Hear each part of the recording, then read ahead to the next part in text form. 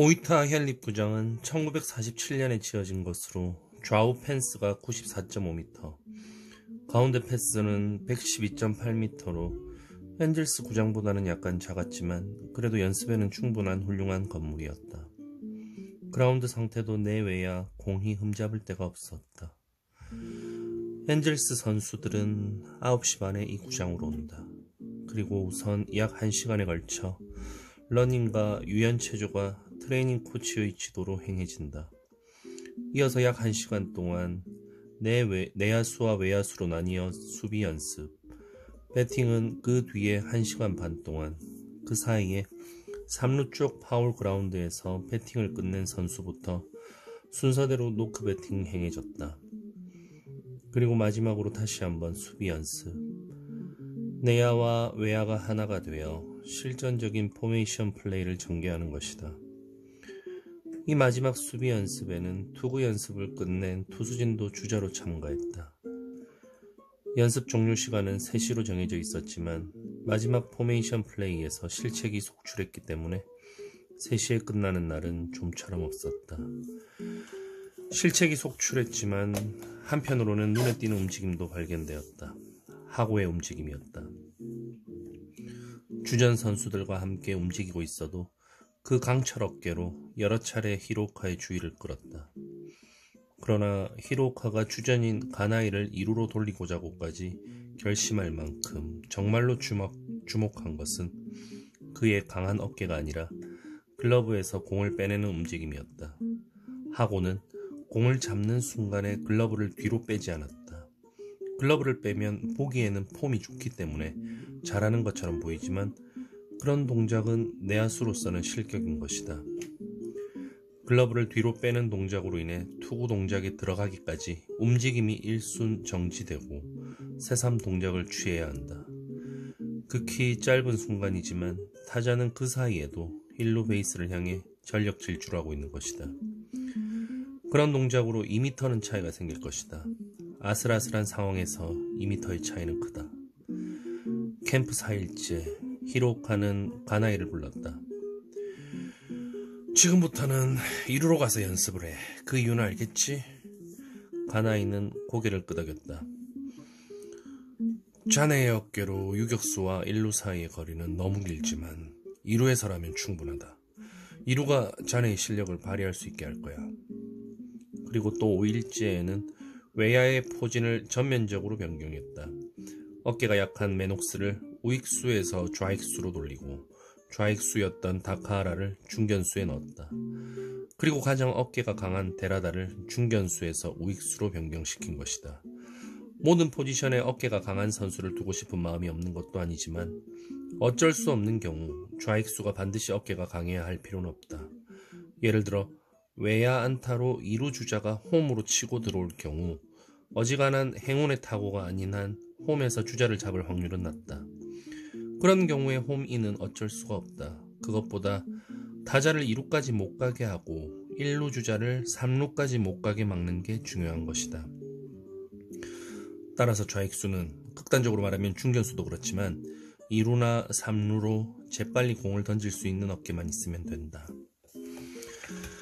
그런데 무사 또는 1사의 주자가 1루에 이뤘을 때 우익수 쪽으로 안타가 나왔다고 하자. 그 상황에서 1, 3루가 되는 경우는 자주 일어난다. 다음 타자의 외야 플라이나 스퀴즈면 1점이다. 하지만 이 경우에 3루로 달리는 주자를 잡거나 2루에서 멈추게 하는 게 가능하다면 승리의 확률은 그만큼 높아진다. 그 때문에 3루 베이스에서 가장 먼 위치를 지키는 우익수의 어깨가 가장 강하지 않으면 안 되는 것이다. 데라다의 어깨라면 그게 가능할 것이다. 그들을 포함해 팀 전체가 처음에는 갈팡질팡했다. 당연한 일이었다. 그 결과 포지션이 작년과 변화가 없는 건 투수를 제외하면 8개의 자리 중 포수와 3루 단 2자리밖에 없었다. 포수 이치가와, 1루 다케토미, 2루 가나이 또는 기하라, 3루 간다, 유격수 하고, 좌익수 메녹스, 중견수 다카하라, 우익수 데라다. 그러나 그들은 곧 익숙해질 것이다. 어려움을 극복하고 10년간이나 지켜왔던 것처럼 그 포지션을 잘 지켜낼 것이다. 스프링 캠프는 이제 막 시작했고 개막까지는 아직 2개월이나 남은 것이다. 찰리 해밍웨이가 오이타 현립구장으로 왔다. 미국의 문호와 같은 성을 가진 이 투수는 189cm, 90kg의 거구로 캘리포니아 엔젤스에서 8년 동안 뛰며 87승을 거둔 좌완 투수였다. 히로카는 그를 소개했다. 해밍웨이는 엔젤스 선수들을 무서운 눈으로 노려보았다. 과연 메이저리거? 일단 팀 동료들에게 지지 않겠다는 자세다. 자, 이번엔 자네가 인사를 해. 히로카가 해밍웨이에게 자기소개를 맡겼다. 해밍웨이는 둥그렇게 서 있는 엔젤스 선수들한테서 눈을 떼지 않고 한 발자국 앞으로 나왔다. 히로카는 잠시 뒤에 무슨 일이 벌어질지 예상할 수 있었다. 해밍웨이와 어제 저녁 만났기 때문이었다. 그의 입에서 나오는 말을 들으며 그 말의 의미가 무엇이든 간에 엔젤스 선수들은 눈이 휘둥그레질 것이다. 해밍웨이는 양손을 허리에 대고는 큰 목소리로 말했다. 나는 이 팀에서 에이스로 대접받기를 기대하고 있다. 나한테는 틀림없이 그만큼의 힘이 있다.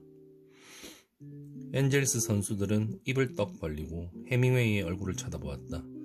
몇 명은 그가 테이프 레코더를 갖고 있는 게 아닌가 생각해 그의 몸 구석구석을 샅샅이 훑어볼 정도였다. 그러고는 다시 도저히 믿기 어렵다는 듯 고개를 절레절레 저었다. 해밍웨이는 빙긋빙긋 웃으며 등을 돌리고는 놀람을 멈추지 못하고 있는 그들을 뒤로하고 곧바로 러닝을 시작했다. 엔젤스 선수들은 서로의 얼굴들을 쳐다보았다. 해밍웨이가 그의 입으로 한 말은 정확하고 조금도 막힘이 없는 완벽한 일본어였다. 엔젤스 선수들이 알고 있는 메이저리거는 몇 년 동안 일본에 있으면서도 결코 일본어를 배우려고 하지 않는 미국인들 뿐이었다. 대체 하고 오타키가 가장 먼저 입을 떼었다. 요새 미국에 뭔 일이 생긴 거야? 히로카도 어젯밤 지금 선수들과 마찬가지로 깜짝 놀랐다. 구단 사장인 사사키의 소개로 호텔의 바에서 처음 만났을 때 역시 일본어로 된 인사를 받았다. 설마? 그런 히로카의 얼굴을 보며 해밍웨이는 말했다. 항상 이렇소. 만나는 순간 일본인을 그런 표정이 되게 하는 것도 이제 진절머리가 나. 일본인 뿐이요. 그런 얼굴을 하는 건 프랑스인이 미국에 와서 영어를 한다고 해도 아무도 놀라지 않는데 어떻게 된 거요, 이 나라는. 미안하네. 그러나 일본인은 다들 놀라. 외국인이 일본어를 말하는 것에 일본인들은 익숙하지 않거든. 외국인에게 일본어를 사용하도록 해야 한다는 건 생각도 안 하지. 외국인과 이야기할 때는 외국어로 말한다. 그것이 일본인의 관습이야. 바보 같은 관습이요. 그러나 그게 좋다고 한다면 영어를 쓰지. 스킵. 해밍웨이는 웃었다. 안 돼. 나한테는 안 통해. 메이저리그에 대해서는 잘 알고 있어. 감독하고는 일본어로 말해야 돼. 알겠소, 감독님. 그러는 게 좋아. 팀 동료들과도 빨리 융화될 거야. 야수들의 반발을 사 공을 빠뜨리면 승리 하나를 허공으로 날리는 건 자네니까 말이야. 그 말대로요. 잘 알겠소. 오케이. 그런데 일본어는 어디서 배웠나? 그런 게 중요해요? 중요하지 않아. 그저 알아두고 싶은 것뿐이야. 오케이. 하지만 이번 한 번뿐이요. 일일이 설명해야 하는 건 질색이요. 해밍웨이는 어깨를 으쓱하고 잭 데니얼을 한 모금 마시고 나서 이야기를 시작했다. 나로서는 일본 같은 곳에는 조금도 오고 싶지 않았어. 난 아직도 4, 5년은 메이저리그에서 던질 수 있어. 그런데 어처구니 없게도 이렇게 일본에 와야 하는 상황을 맞고 말았어. 후회해도 소용없지만 그때 확실히 생각을 했어야 됐어. 그랬으면 난 계속 미국에 있었을 거예요. 12년 전의 일이요. 난 캘리포니아 대학 3학년으로 그해 여름 샌디에이고에서 혼자 놀러 갔었어. 그때 바닷가의 한 호텔에서 한 여자를 만났어. 좀처럼 만나기 어려운 여자였어. 그녀는 미스 페남으로 선발돼 그 상금으로 미국 여기저기를 여행하고 있었어. 나는 그녀와 어떻게 해서든 자고 싶었어. 나중에 안 거지만 그녀도 그런 생각을 하고 있었어. 우리들은 바닷가를 산보하기도 하고 바에서 칵테일을 마시기도 했어. 완전히 마음이 맞았고 이튿날 아침 눈을 떠보니 나와 그녀는 같은 침대에 누워 있었어. 나는 처음에는 그저 놀이 상대로만 생각했는데 며칠이 지나자 그녀의 눈부신 매력으로부터 도망칠 수 없게 되고 말았어. 둘이서 2주 동안이나 같은 호텔에 계속 머물렀어. 그 여자가 일본인이었다는 거야. 그 이후 그녀는 나와 함께 쭉 생활하고 있어. 결혼을 한 거죠. 작년 5번째 아이가 태어났어. 일본어는 아이들한테 가르쳐 놓았어. 와이프는 내 나라보다는 자신의 나라를 사랑하고 있었던 거예요. 부인이 일본에 오기 싶어 했기 때문인가? 그렇소.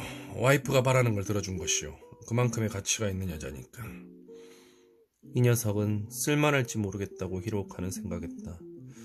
자신의 의지로 일본에 온 메이저리거 중에 훌륭한 선수가 없었다는 건 과거의 데이터가 확실히 말해주고 있었다. 그런 선수들은 결국 메이저리그에서 뛸 수 없게 된 노털들인 것이다. 해밍웨이의 실력을 빨리 알고 싶었다. 공 던지는 걸 보고 싶네. 히로카가 말했다. 2회나 3회 정도라면 언제라도 던질 수 있어. 트레이닝은 확실히 하고 왔으니까. 그러면 내일 던지는 걸 보지. 팀 홈백전에서 2회만 던져주게. 오케이. 오후 1시 반 해밍웨이는 주전들로 짜인 백군을 상대하기 위해 글러브처럼 큼지막한 왼손에 공을 쥔 채로 마운드에 섰다. 그는 어깨가 들썩일 정도로 한번 깊게 호흡을 하고 왼팔을 빙빙 돌리며 몸풀기를 시작했다. 허리가 안정되어 있고 물이 흐르듯 자연스러운 폼이었다. 맨 처음 타석에 들어선 다카하라는 화가 나 있었다. 일본어 인사에는 깜짝 놀랐지만 놀람이 가라앉자 이번에는 방향무인한 그의 말투가 떠오르며 화가 끓어오른 것이었다. 뭐가 에이스야. 좋아하시네. 하지만 제1구를 대하는 순간 안색이 변했다. 해밍웨이의 강속구는 마치 연기 같았다. 스트라이크 존을 엄청난 스피드로 통과해 둔탁한 소리와 함께 포수의 밑으로 빨려 들어갔다. 스트라이크 1. 다카하라는 양손에 침을 바르고 자세를 고쳐 타자석에 들어섰다. 두 번째 공은 바깥쪽으로 날카롭게 떨어지는 커브였다. 손이 나가지 않았다. 이제는 화나는 것 따위를 따질 때가 아니었다. 3구째. 이번에는 안쪽으로 살덩이라도 잘라낼 듯한 스크루볼이 꽂혔다. 다카하라는 있는 힘껏 배트를 휘둘렀다. 하지만 손이 찌릿하게 저려왔을 뿐이다. 공은 하늘하늘 포물선을 그리더니 전진해온 이루수의 글러브 속으로 가볍게 빨려 들어갔다. 이어서 가나이는 삼진, 데라다는 힘없이 구르는 3루 앞 땅볼이었다. 2회는 더 대단했다. 메녹스는 1구 스크루볼에 허리를 뒤로 빼더니 싱겁게 삼진. 다케토미와 하고는 한 번도 배트를 휘두르지 못하고 벤치로 돌아오고 말았다. 엔젤스 선수들의 컨디션이 떨어졌기 때문이 아니었다. 그들은 컨디션이 올라가는 중이었고 그렇지 않다고 해도 컨디션 조절에 시간이 걸리는 투수에 비해 나은 상태였다. 실제로 그 뒤에 등판한 오타키는 간단히 얻어맞고 말았다. 해밍웨이의 피칭은 오카다가 미국 야구계에 갖고 있는 강한 커넥션을 히로카한테 인식시켰다. 어떤 방법으로 이 정도 투수의 방출을 바다 건너편 엔젤스의 구단주에게 받아들이게 한 것일까? 찰리. 2회에 강판된 해밍웨이한테 히로카가 말했다. 그가 쓸만한 투수라는 걸 깨닫자 지금의 전력 투구가 갑자기 걱정이 된 것이다. 자네가 훌륭한 투수라는 사실은 잘 알겠네. 아마 자네는 일본에서 15승 이상 노릴 수 있을 거야. 그건 조심스러운 예측이에요. 20승은 갈 거예요. 해밍웨이가 가슴을 한껏 폈다. 그렇게 될지도 모르지. 그러나 지금의 피칭은 맹렬함이 지나쳐. 여기는 일본이야. 아직 날씨도 쌀쌀하고 플로리다나 애리조나하고는 달라. 알아요. 그런 건 나도 알고 있어. 해밍웨이는 어깨를 으쓱했다. 하지만 만약 내가 춥다고 해서 힘을 절약해 던져봐요. 이 팀의 타자들은 전부 공을 맞추는 것 같소. 다시 읽겠습니다. 이 팀의 타자들은 전부 공을 잘 맞추는 것 같소. 분명히 안타를 몇 개는 맞았을 거예요. 여기에는 신문기자가 여러 명 와 있어. 그 뉴스는 도쿄까지 갈 거예요. 그렇게 되면 난 잠을 하룻밤 포기하지 않으면 안 돼요. 무슨 소린가? 와이프요. 전화가 걸려올 거요. 그녀는 언제든지 내가 최선을 다하지 않으면 보지 않아도 다 알아버리거든. 일본 여자들은 그럴 때 다들 히스테리를 일으키며 화를 내나요? 와이프가 화를 내면 난 꼼짝도 못해. 그래서 난 항상 진지하게 공을 던져요. 캠프는 연일 날씨가 좋았고 포지션 조정은 순조롭게 진행되고 있었다. 선수들도 서서히 새로운 포지션에 익숙해져 자신이 갖고 있는 최선의 기량을 끌어내 페넌트 레이스에 임하기 위해 자발적으로 맹훈련을 부과하는 걸 태만히 하지 않았다. 더 이상 바랄 게 없었다. 그런데 셋째 주에 접어든 첫날 선수들의 움직임이 눈에 띄게 떨어져 있다는 걸 히로카는 알아차렸다. 야수들은 간단한 땅볼도 뒤로 빠뜨렸고 투수들의 공은 아무리 해도 가라앉지 못하고 자꾸 뜨기만 했다. 오후에 홍백전 때가 되자 상태가 더 한층 심각해졌다. 선수들끼리 사사로운 일들로 험악한 말을 주고받기 시작한 것이었다. 가장 심한 건 다케토미였다. 안절부절 못하며 어쩔 줄 모르더니 일루로 폭투를 던진 하고와 한 번, 베이스 커버를 하지 않은 가나이와 두 번 서로 멱살을 쥐기 직전에 험악한 눈싸움까지 갔다. 중견수인 다카하라가 달려오지 않았더라면 세 번 모두 주먹이 오갔을지도 모르는 상황이었다. 하고와 가나이도 가만히 있지는 않았을 것이다. 뭔가 싸움의 구실을 찾으려고 다들 기를 쓰고 있었다. 이런 상태는 홍백전과 마지막으로 그라운드를 10바퀴 도는 러닝이 끝났어도 계속 이어졌다. 호텔에 돌아와서도 누구 하나 입을 열려고 하지 않았다. 이대로 캠프를 계속했다가는 팀이 엉망진창이 되어버리라는 건 명약관하였다. 그런 위험에 언제까지고 팀을 노출시켜 놓을 수는 없었다. 원인을 확실히 규명해 서둘러 뭔가 조치를 취하지 않으면 안 되었다. 뭔가 분명히 눈에 보이지 않는 문제가 있는 것이다. 히로카는 저녁을 먹기 전에 다케토미를 방으로 불렀다.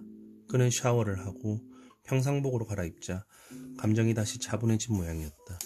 고개를 떨구고 마치 가련한 범죄자 같은 모습으로 방에 들어왔다. 그는 감독이 가리킨 의자에 앉고서도 계속 고개를 숙이고서는 얼굴을 들려고 하지 않았다. 어떻게 된 거야? 히로카가 말을 걸었다. 자네를 야단치려고 내 방에 부른 게 아니야. 이적해온 선수가 좀처럼 팀에 융화되지 못하는 건 흔히 있는 일이다. 그러나 그건 자네 혼자만의 책임은 아니야. 우리 선수들한테도 많은 책임이 있어. 대체 뭐가 원인이야? 그런 게 아닙니다. 다케토미는 겨우 고개를 들고 말했다. 그러나 그 목소리는 그의 태도와 같은 힘이 없었고 마음속의 동요를 확실히 나타내고 있었다. 다들 잘 대해주고 있습니다. 이치가와는 이사할 때도 도와줬고 다카하라는 센트럴리그 투수들의 공 배합이나 버릇을 상세히 알려줬습니다. 모든 면에서 잘 적응하고 있습니다. 호크스에 있을 때보다 훨씬 자유롭고 마음 편하게 느끼고 있을 정도입니다. 그런가? 히로카는 생각에 잠겼다. 오늘 일은 저 자신도 잘 이해할 수가 없습니다. 왜 그런 행동을 했는지. 다케토미는 자기 자신에게 화가 난 것처럼 말했다. 책임을 회피하기 위해 거짓말을 하고 있는 것 같지는 않았다. 아침에 눈을 떴을 때부터 왠지 마음이 안정되지 않아 이상한데 하고 생각은 했는데 그라운드에 나서는 순간 그게 폭발해버린 겁니다. 안절부절 못하는 원인이 뭔가? 모르겠습니다. 그러나 안절부절 못하는 건 저만이 아닌 것 같습니다. 그런지도 모르겠어. 하지만 문득 어떤 생각이 히로카의 머릿속을 스쳤다. 자네는 캠프라는 걸 어떻게 생각하고 있나? 육체적인 훈련의 장이면서 동시에 정신적인 수련도 함께 행하는 장이라고 생각하고 있습니다. 그렇기 때문에 오늘 저의 충동적인 행동은 정말 부끄러운 짓이었습니다. 제 잘못을 알고 있습니다. 하지만 내일부터는 이제 괜찮을 겁니다. 이유를 알 수 없는 충동 같은 건 극복하기 위해 노력하겠습니다. 알겠다. 히로카는 말했다. 이제 돌아가도 좋아. 다케토미는 머리를 꾸벅 숙이고 들어올 때보다는 다소 나아진 모습으로 나갔지만 이것으로 그가 이유를 알 수 없는 충동을 극복하리라는 생각은 들지 않았다. 어째서 좀 더 일찍 알아채지 못했을까 하고 히로카는 생각했다. 그러고서 문득 자신의 나이를 떠올리고 쓴웃음을 지었다. 이틀 뒤 히로카는 전 선수에게 하루 동안의 특별 휴가를 주었다. 많은 선수들이 호텔을 나와 쇼핑이나 시장 구경을 갔고 다른 몇 명은 택시를 대절해 베푸까지 이동해 교외의 사파리 공원에 갔다. 물론 지금까지도 며칠간의 휴일은 있었다. 그러나 이날이 여태까지의 휴일과 다른 점은 그들 곁에 도쿄에서 온 아내와 어린아이들이 함께 있었다는 점이다. 처음에 그들은 히로카의 이야기를 듣고 부끄러워하거나 쑥스러워했다. 자이언츠에서는 많은 선수가 스스로에게 감독을 다시 읽겠습니다. 많은 선수가 스스로 감독에게 요청했고 히로카도 선수 시절에는 그렇게 했기 때문에 선수들의 반응이 처음에는 믿기지 않았다. 그러나 팀에서 가장 고참인 간다가 난 가족을 부를 거야 하고 말하자 거의 전원이 그를 따랐다. 독신 선수 중에는 약혼자나 애인을 불러들이는 사람도 있었다. 히로카는 그것도 허용했다. 그러니까 그들은 어떤 것으로도 대신할 수 없는 가정의 따뜻한 분위기와 안락하고 친숙한 다정스러운 애정을 그리워하는 일종의 금단정상에 빠져 있었던 것이다. 특별휴가의 효과는 예상 이상이었다. 단지 하루 동안의 가족과의 교류였지만 선수들의 얼굴에는 험악한 표정이 사라지며 부드러워졌고 그라운드에서의 움직임은 몰라볼 정도로 달라졌다. 이튿날 꽤 피곤한 듯 보이는 사람도 있기는 했지만 그것도 그날 하루만 그랬다. 히로카는 그로부터 캠프가 끝나기까지 마지막 열흘 동안 다시 한번 엔젤스 선수들의 수비력을 철저히 끌어올렸다. 잘 들어. 기본적인 걸 항상 자신의 머릿속에 똑바로 새겨두는 거다. 느긋하게 타구를 기다리는 게 아니야. 머리를 써야 돼. 예를 들면 투수가 어떤 공을 던질까? 주자는 몇 명이 있나? 아웃 카운트는? 번트를 대해야 할 상황인가? 타자가 어느 쪽으로 칠 가능성이 높은가? 히트앤런이 걸릴까? 스퀴즈 번트를 댈 가능성이 있나? 도루를 할 가능성은 없을까? 타자의 발은 빠른가? 이러한 기본을 무시해서는 안 된다. 이런 걸 항상 머릿속에 새겨두느냐 아니냐에 따라 경기에서 승리할 수도 있고 어처구니 없는 실점을 막을 수도 있다. 거듭 어떤 상황에서도 실점을 최소화하기 위해 온갖 위기 상황을 가정한 포메이션 플레이 훈련이 행해졌다. 컷오프 플레이, 픽 오프 플레이, 그리고 포지션 상호 간의 충실한 백업 플레이.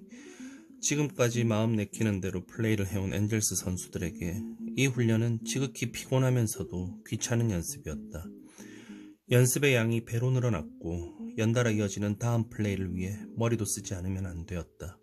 그러나 단지 3개의 아웃을 잡는 게 아니라 어떻게 효과적으로 3개의 아웃을 잡을까? 그것을 경기에 활용하기 위해서는 꼭 필요한 연습이었다. 엔젤스 선수들은 필사적으로 물고 늘어졌다. 그것이 그들 감독의 야구였기 때문이다. 이 연습의 결과 알 수 있었던 건 당초 예상이 거의 충족되어 가고 있다는 사실이었다.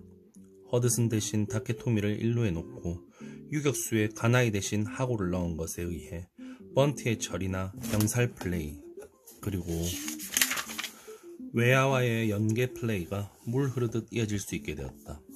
허드슨이 1루에 있을 때는 베이스 커버를 하러 달려오지도 않았던 다른 야수도 척척 손발을 맞춰 움직이게 되었다. 움직이면 거기로 공이 오기 때문이었다. 외야의 포지션 변경 결과가 어떤 결과를 낳을지는 실전에 임하지 않고서는 알 수 없었지만 작년 시즌보다 나쁘진 않을 것이다. 첫 시범 경기의 날이 밝았다. 상대는 라이온스였다.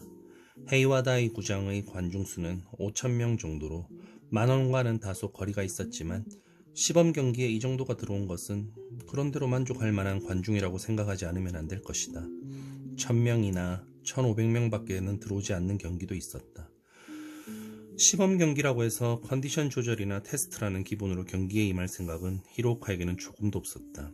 만약 그런 식으로 해서 패배를 거듭하게 된다면 엔젤스 선수들은 완전히 자신감을 잃은 채 페넌트 레이스에 돌입하게 될 것이다. 그리고 그런 상태로 중요한 1년을 끝내게 되는 것이다. 그렇게 되지 않도록 하는 방법은 하나밖에 없었다. 아무튼 냅다 달리는 것이다. 이날 다카하라의 컨디션은 좋았다. 첫 시범 경기인데도 상대 투수의 첫 번째 공을 가볍게 갖다 맞추는 것으로 알 수 있었다. 파울 라인을 10cm 벗어난 파울이긴 했지만 불을 뿜는 듯한 타구여서 상대 투수는 자신의 공에 의혹을 가지게 됐는지도 모른다. 볼이 3개 연속 들어오고 난 뒤 5구째 다카하라는 다시 한번 공에 배트를 갖다 맞췄다. 이번에는 실수를 하지 않았다. 빨랫줄 같은 타구는 중견수 앞으로 날아갔다. 히로카는 즉시 번트 사인을 냈다. 번트는 진루시킬 수 있는 최대의 무기일 뿐 아니라 팀을 위해 자신을 희생한다는 기분을 느끼게 하는데도 효과가 있다. 그걸 엔젤스 선수들의 머릿속에 처음부터 확실히 각인시켜 놓는 거다. 그런데 이번에 집어넣은 기하라의 타석 결과를 보고 히로카는 깜짝 놀랐다. 그는 3구 모두 볼에 갖다 다시 읽겠습니다. 그는 3구 모두 볼에 배트를 갖다 댔다. 그러나 3번 모두 공은 백네트를 직접 맞췄을 뿐이었다. 번트 연습은 스프링 캠프 때 가장 중요시했던 것들 중 하나였다. 번트를 위해 타격 코치의 일을 물리치고 프리배팅 시간까지 단축시켰다. 그런데 지금 기하라의 배트를 내미는 방식으로는 축구공을 던져줘도 실패할 것이다. 히로카는 경기 전에 선발 멤버를 정할 때 이루수를 기하라로 할지 가나이로 할지 무척 망설였다. 어느 쪽을 주전으로 쓸지 아직 못 정하고 있었다. 솔직히 말해 둘 중 누가 팀에 보다 많은 플러스를 가져다 줄지 말할 수 없는 상태였던 것이다. 고민에 고민을 거듭한 끝에 히로카는 기하라를 선수 명단에 올렸다. 어찌됐든 기하라는 몇 년 동안이나 엔젤스의 이루를 지켜왔다. 포지션을 변경한 지 얼마 안 된 가나이에 비해 말하자면 전문가였다. 그러나 그런 히로카의 판단은 틀렸거나 너무 물렁했다. 그 후로 라이언스의 투수는 몰라볼 정도로 구위를 회복했다. 완전히 자신감을 되찾고 만 것이다. 먼저 무너진 것은 엔젤스의 선발인 고쿠라였다. 그는 첫 시범 경기에 등판한 투수라고는 생각되지 않을 정도로 훌륭한 코너워크로 라이온스 타선을 4회까지 완벽하게 막았지만 5회에 불운이 찾아오고 말았다. 2사후 2-3루에 주자를 두고 다음 타자가 2루 앞 땅볼을 쳤을 때였다. 기하라는 초조해하고 있었다. 처음에는 생각지도 않았던 선발 출장에 분발하려고 했지만 결국 몸이 전혀 말을 듣지 않는다는 사실만 깨달았다. 1회의 번트 실패와 합쳐져 팀 동료들이 어떤 식으로 생각하고 있을지를 상상하니 그라운드로부터 한시라도 빨리 도망치고 싶은 기분이었다. 이전과는 완전히 분위기가 달라져 있었다. 움직임이 안 좋은 그를 돈마이 하며 웃는 얼굴로 위로해주는 사람은 이제 한 사람도 없었다. 돈마이는 운동경기 때 많이 쓰는 응원으로 돈 마인드, 신경 쓰지 마, 걱정 마, 염려 없다의 뜻이랍니다. 그는 그런 것에서 무언의 압박을 느꼈다. 그 마음 편하던 엔젤스의 분위기는 대체 어디로 가버린 거지? 기하라는 스스로 자신을 위로하려고 했다. 내가 캠프에서 해보려는 마음이 없어진 건 내 탓이 아니야. 감독이 가나이 녀석을 2루로 포지션을 변경시켜 마치 녀석을 주전처럼 대했기 때문이다. 그러니까 몸이 움직이지 않는 것도 내 탓이 아니야. 갑자기 스탠드가 들끓기 시작한 건 그때였다. 뭐가 뭔지 알 수가 없었다. 기하라는 멍하니 뒤를 돌아다 보았다. 자신의 가랑이를 빠져나간 공이 외야 쪽으로 천천히 굴러가는 게 보였다. 2명의 주자가 손바닥을 마주치며 홈베이스를 빠져나가고 있었다. 제기랄! 벤치에서 와타카이가 중얼거렸다. 저 녀석은 캠프에서 뭘 하고 있었던 거야? 히로카가 한숨을 내쉬듯이 대답했다. 아무것도 안 했지. 하지만 다행인 것도 하나 있어. 첫 경기에서 그걸 알았다는 거지. 그러고서 그는 뚱한 표정으로 벤치에서 나와 주심에게 이루수 교체를 통보했다. 라이온스 타선은 낙담한 고쿠라를 상대로 다시 투런 홈런을 뽑아내 5회에 2점을 추가했다. 이 홈런이 결승점이 되었다. 엔젤스는 9회에 겨우 반격에 나섰지만 득점은 2점뿐이었다. 엔젤스는 이 서전을 패한 뒤에 비행기로 오사카로 이동했다. 고시엔 구장에서 타이거스와의 시범 경기가 기다리고 있었다. 보잉 727기는 사람을 한가득 싣고 있었다. 그러나 빈자리가 없는 것도 아니었다. 이치가와의 옆좌석도 그런 빈자리로 기하라가 앉았어야 할 좌석이었다. 아무도 분명하게 말을 한 것은 아니었지만 엔젤스 선수들은 번갈아가며 그 사람이 없는 좌석으로 눈을 돌렸다. 오타키는 727기가 이륙하는 순간부터 계속 기분이 울적했다. 사람이 없는 옆자리가 그에게 전한 경고는 너무도 충격적이어서 말개겐 하늘 밑의 야경을 감상할 기분도 나지 않았다. 그는 매스컴이 야구선수의 성격을 표현할 때 쓰는 상투적인 문구에 따르면 의욕적인 타입의 선수였다. 여러 차례 스스로 등판을 자처했기 때문이었다. 자신의 컨디션이 좋고 경기의 전개도 괜찮게 진행되고 있을 때 그는 그런 행동을 했다. 그래서 진 적도 있지만 그로 인해 거둔 승수에 비하면 세 발의 피였다. 그러나 반대의 경우 KO 당할 것 같은 기분이 들 때, 어느 쪽으로 흐를지 경기가 알 수 없게 진행될 때에는 등판을 몇 차례 거부했다. 그런 편리한 방법을 쓸 수 없게 됐다는 걸 빈 옆자리가 경고하고 있었다. 한 번이라도 등판을 거부했다가는 감독은 인정사정 없이 선발 로테이션에서 그를 뺄 것이다. 오타키는 혼자서 어찌할 바를 모르고 있었다. 그러나 다수의 엔젤스 선수들에게 그 무인 좌석은 항상 최선을 다하는 사람만이 정당한 평가를 받는다고 하는 증거였다. 그들은 마음속으로 그것을 확인하고 만족했다. 고시엔 구장에는 약 2만 명의 관중이 몰려들었다. 타이거스에게는 홈 구장으로 돌아온 뒤에 첫 시범 경기였고 팬들은 그것을 기다리고 있었다. 한편 엔젤스로서는 이 경기가 가족들이 기다리는 도쿄로 돌아가기 전에 마지막 하루였다. 작년까지의 엔젤스였다면 틀림없이 경기 같은 걸 제대로 할 상황이 아니었을 것이다. 그러나 빨리 경기를 끝내고 도쿄로 돌아가자고 같은 말을 하는 사람은 한 사람도 없었다. 그들은 마지막 남은 힘을 다 짜내 그걸 경기에 걸리라고 결심하고 있었다. 경기는 긴장감 있게 진행됐다. 양 팀 모두 선발 투수의 고위가 좋아 5회를 끝내고도 타수는 겨우 2번을 돌았을 뿐이었다. 안타도 사이좋게 2개씩. 하지만 6회 초 엔젤스는 타이거스를 갑자기 몰아쳤다. 다카하라가 이날 2번째 안타를 날리자 가나이가 한가운데 약간 높은 공에 달려들어 히트앤런을 적중시켰고, 이어서 데라다의 느릿느릿한 유격수 앞 땅볼이 내야 안타가 되는 사이 1점을 먼저 뽑았다. 다시 메녹스가 커다란 외야 플라이로 물러난 뒤 다케토미가 멋진 타격을 보여줬다. 야구공만이 낼 수 있는 경쾌한 소리를 남기고 시속 160km의 타구가 우중간으로 날아갔다. 펜스를 직접 맞춘 공은 중견수가 허리를 굽히고 쫓아가는 사이에 다케토미는 유유히 3루 베이스에 도착했다. 히로카는 그때 벤치 구석에서 자신도 모르게 목을 쭉 뽑았다. 그라운드보다 한 단계 낮은 벤치에서는 3루 베이스 부근이 야트막한 산처럼 다시 읽겠습니다. 3루 베이스 부근이 야트막한 산처럼 쌓아 올려진 마운드에 가려져 잘 보이지가 않았던 것이다. 이 상황에서는 허드슨 때문에 할 수 없었던 야구, 외야 플라이 한 방으로 3루에서 생환하는 야구가 다케토미에 의해 이루어지지 않으면 안 되었다. 하고는 신중하게 우익수 방향을 노리고 있었다. 어떻게든 타이밍을 맞추려고 배트를 휘둘렀지만 밀어치는 건 서투른 모양이었다. 2구 연속 1루 스탠드 쪽으로 공이 날아갔다. 그러나 투원 상황에서의 4구째, 그는 마침내 공을 라인 안쪽으로 보냈다.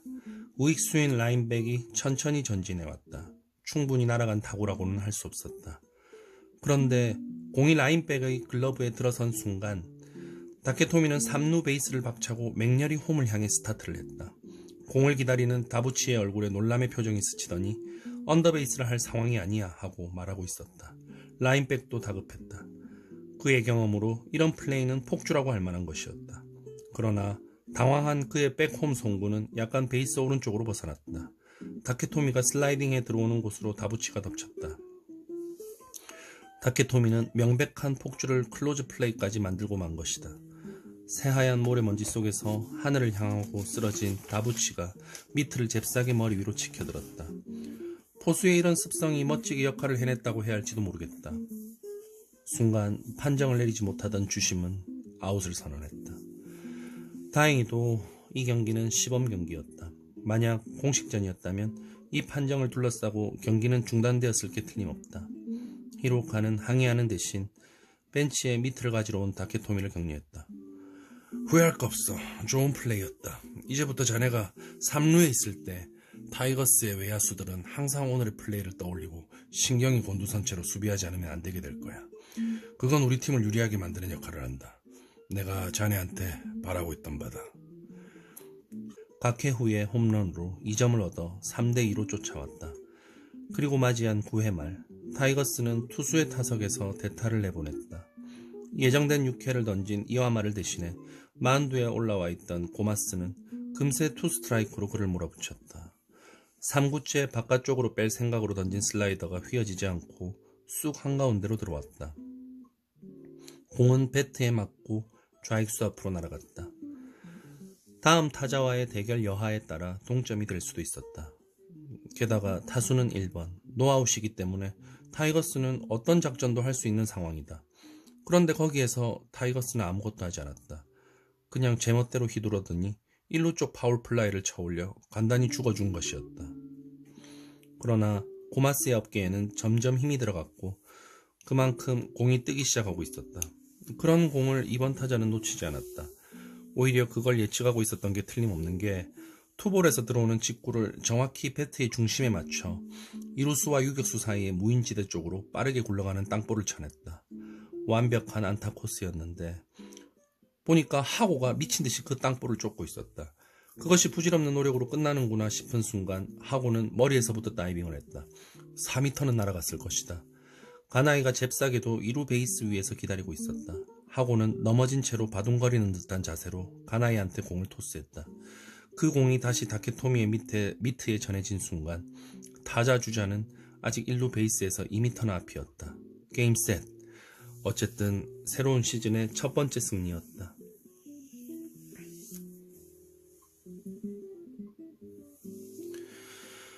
엔젤스는 타이거스전이 끝나자 바로 그날로 1개월 만에 도쿄로 돌아왔다.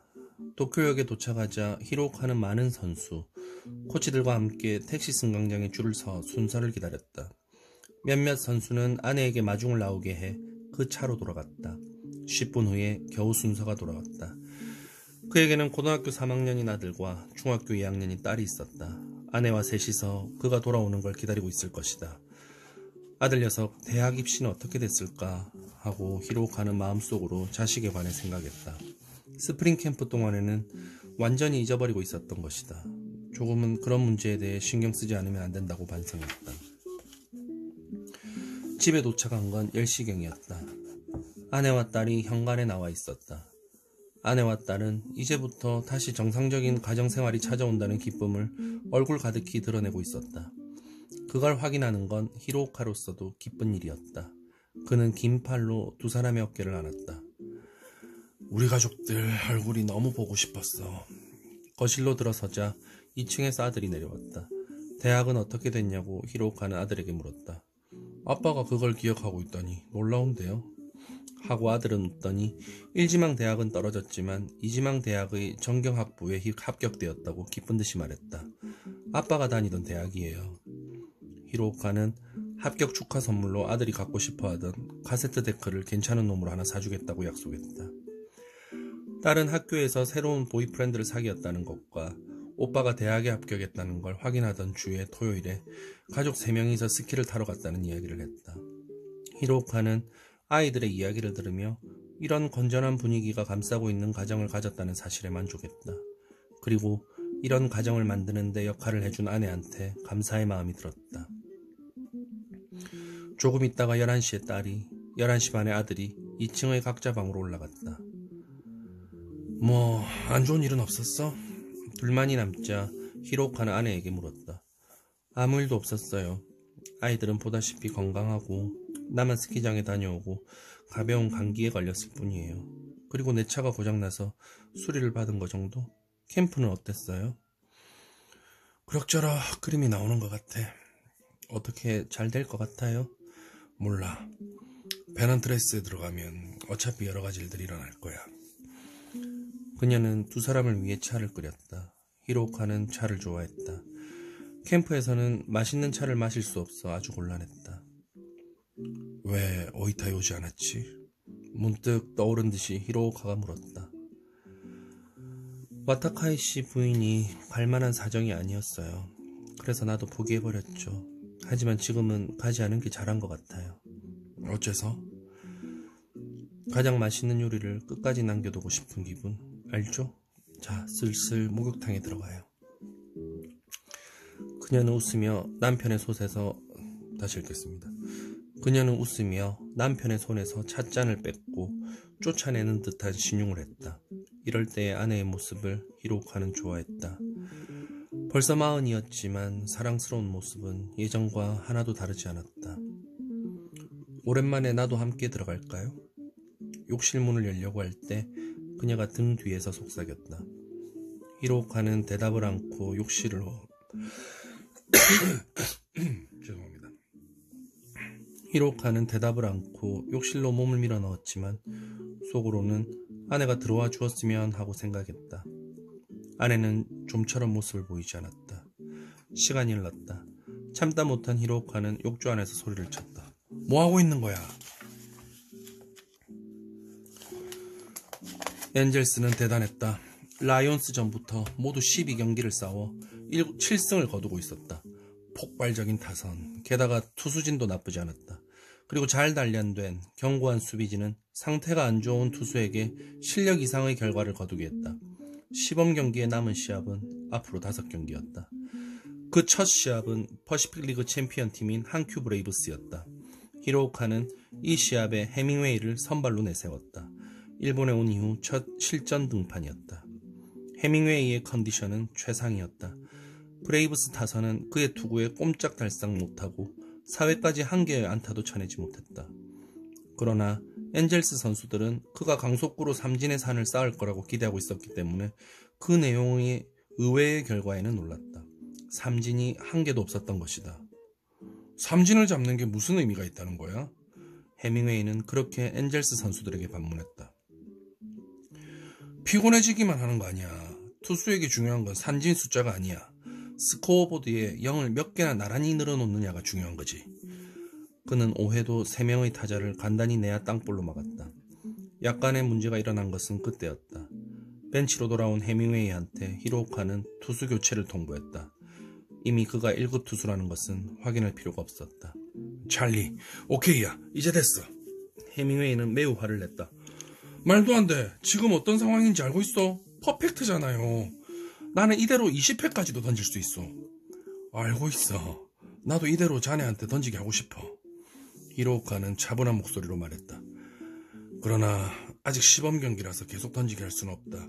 자네는 우리 팀의 비밀병기야. 일찍부터 적들에게 정보를 줄 필요는 없잖아. 네트디를 한번 보라고.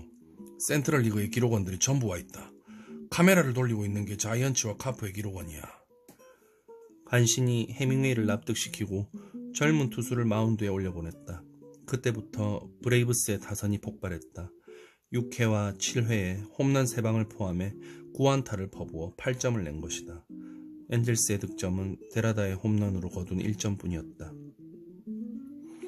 경기는 그런 상태에서 8회에 접어들었다. 투수의 타석에서 들어선 데타와 톱 타자인 다카하라가 오랜만에 연속 안타를 날렸다. 코치가 파이팅을 외칠 필요까지도 없었다. 그것으로 벤치의 분위기가 싹 급변했다. 엔젤스 선수들은 아수라장으로 뛰어드는 사람처럼 무서운 얼굴로 투수를 노려보고 미칠 것처럼 화가 난다는 듯이 마구 쳐댔다. 그 마무리를 한 것은 하고로 첫 홈런을 레프트 장외로 날려 스탠드의 관중을 깜짝 놀라게 했다. 결국 시합을 뒤집는 데는 실패했지만 스코어는 마지막에 10대 9가 되어 있었다. 그리고 시범 경기에서 진 것은 그 시합이 마지막이었다.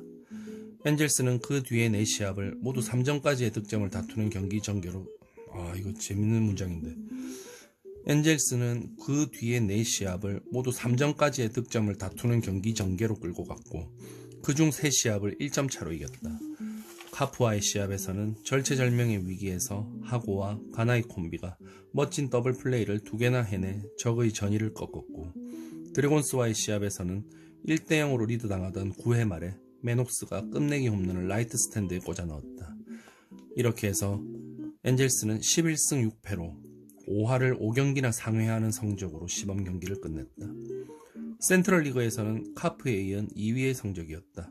시범 경기라고는 해도 누가 이런 성적을 예상했을까? 엔젤스로서는 이런 결과가 기적이라고밖에 말할 수가 없었다. 페넌트 레이스를 앞두고 신문 잡지에 일제히 발표된 평론가들의 최종 순위 예상에서도 엔젤스는 꽤 높은 평가를 받았다. 많은 평론가가 4위에 랭크시켰고 3명 미즈하라 시게루와 가와카미 데스하루 그리고 야마우치 가즈히로는 3위를 할 것이라고 예상했다. 오랜 구단의 역사 속에서 이것도 최초의 사건이었다. 3월 31일 개막 전이야. 그날 밤 오카다 시로는 꿈을 꿨다. 회의 때문에 개막전을 관전할 수 없다는 원통함이 그에게 브랜디를 마시게 했다. 그러나 깜빡깜빡 본 꿈은 정말이지 멋졌다. 그는 우승 축하 파티의 주인공이 되어 있었고 맥주 거품이 사방으로 튀는 가운데서 히로오카와 서로 끌어안고 울고 있었다. 한편 히로오카는 그날 밤 꿈을 꿨다. 그의 꿈은 올해도 또 자이언츠한테 묵사발이 되는 꿈이었다. 그는 이불 속에서 땀에 흠뻑 젖어 허우적거리고 있었다. 야구 감독 여기까지 읽겠습니다.